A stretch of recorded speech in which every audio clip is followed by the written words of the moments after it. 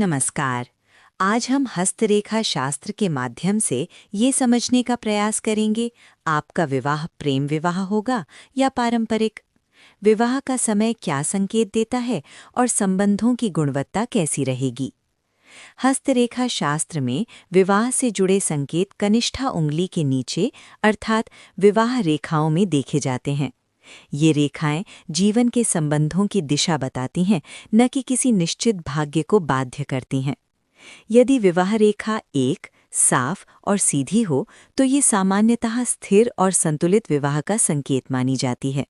ऐसे हाथों में विवाह प्रायः परिवार की सहमति से अर्थात पारंपरिक विवाह की संभावना अधिक होती है। यदि विवाह रेखा हल्की ऊपर की ओर झुकी हुई हो या उसमें स्पष्ट आकर्षण दिखाई दे तो ये संकेत करता है कि व्यक्ति भावनात्मक रूप से स्वयं निर्णय लेने की प्रवृत्ति रखता है।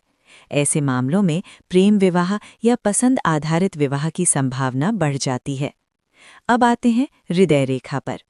यदि हृदय रेखा गहरी और स्पष्ट है तो व्यक्ति संबंधों में निष्ठा और गहराई रखता है। यदि ये रेखा बहुत अधिक टूटी फूटी हो तो भावनात्मक उतार चढ़ाव संबंधों में देरी या भ्रम ला सकता है। शुक्र पर्वत अंगूठे के नीचे का ये भाग आकर्षण, प्रेम और पारिवारिक जीवन का प्रतिनिधित्व करता है। यदि शुक्र पर्वत भरा हुआ और संतुलित हो तो वैवाहिक जीवन में स्नेह और सामंजस्य के संकेत माने जाते हैं। अब प्रश्न आता है, विवाह कब होगा।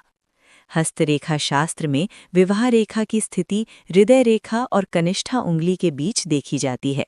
मध्य भाग में स्थित विवाह रेखा आमतौर पर मध्यम आयु में विवाह का संकेत मानी जाती है, जबकि ऊपर की ओर स्थित रेखाएं थोड़ी देरी का संकेत दे सकती हैं।